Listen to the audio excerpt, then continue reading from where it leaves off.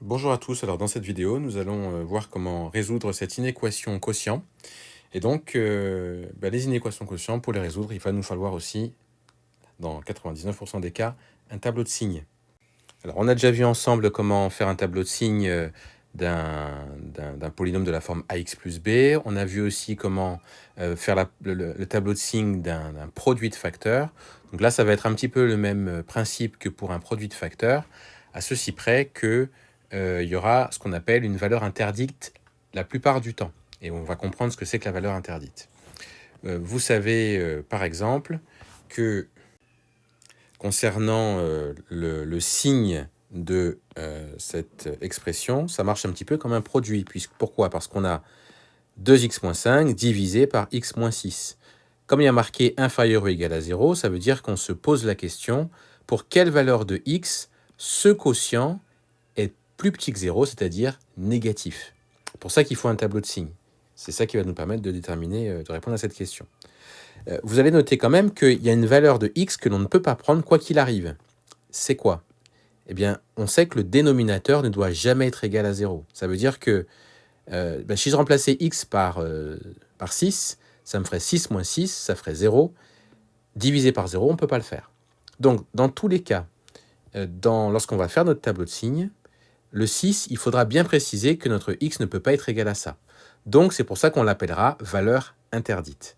Alors, on va faire notre tableau de signes. Alors, juste avant, on va trouver les valeurs pour lesquelles 2x-1 égale 0 et x-6 égale 0. Donc, 2x-5, 2x est égal à 5. Et donc, x est égal à 5 demi. Et ici, x est égal à 6. Voilà, j'ai mes deux valeurs. Je vais pouvoir mettre ces valeurs-là dans mon tableau. Alors, ce quotient, on peut le faire pour toutes les valeurs de x appartenant à R, sauf 6, puisqu'on a dit qu'au dénominateur, on ne peut pas avoir 6. Donc, je vais quand même écrire mon 5 demi, mon 6. Là, j'ai moins l'infini et plus l'infini. J'écris x là. J'ai d'abord 2x moins 5. Ensuite, j'ai x moins 6. Et enfin, j'ai le quotient 2x moins 5 sur x moins 6. Alors, je répète aussi, ou je rappelle aussi que quand on a mis nos valeurs ici, où ça s'annule, on fait notre trait, ce qui nous permet de voir clairement les colonnes. Alors, du coup, on se pose la question, à quel moment 2x moins 5 est égal à 0? Bien, c'est quand x est égal à 5 demi. 5 demi ou 2,5, c'est pareil.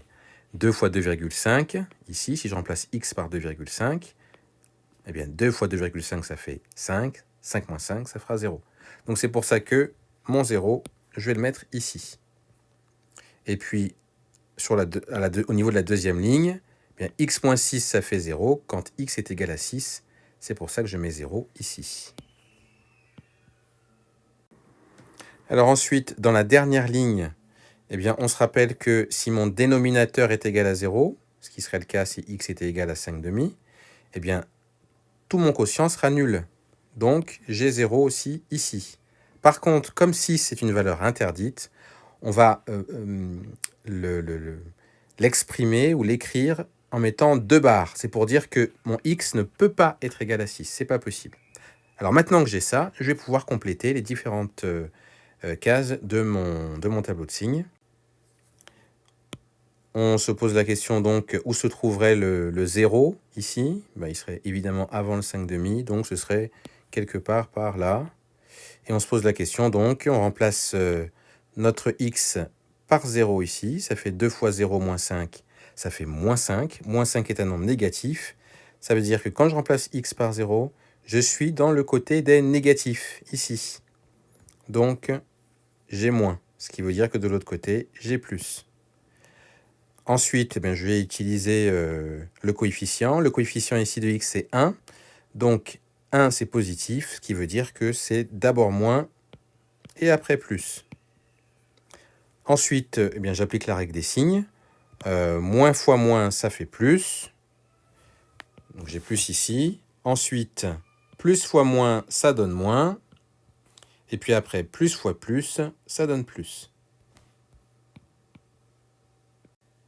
Donc, ce que je voulais, c'est que ce quotient soit inférieur ou égal à 0. Il peut être égal à 0, mais on veut qu'il soit négatif. Donc, je regarde à quel moment il est négatif, pour quelle valeur de x il est négatif. Négatif, c'est moins. Le moins, il est ici. Ça correspond à quelle valeur de x? Eh bien, à celles qui sont ici. 5 demi peut faire partie des solutions, puisque si mon x est égal à 5 demi, mon quotient sera nul.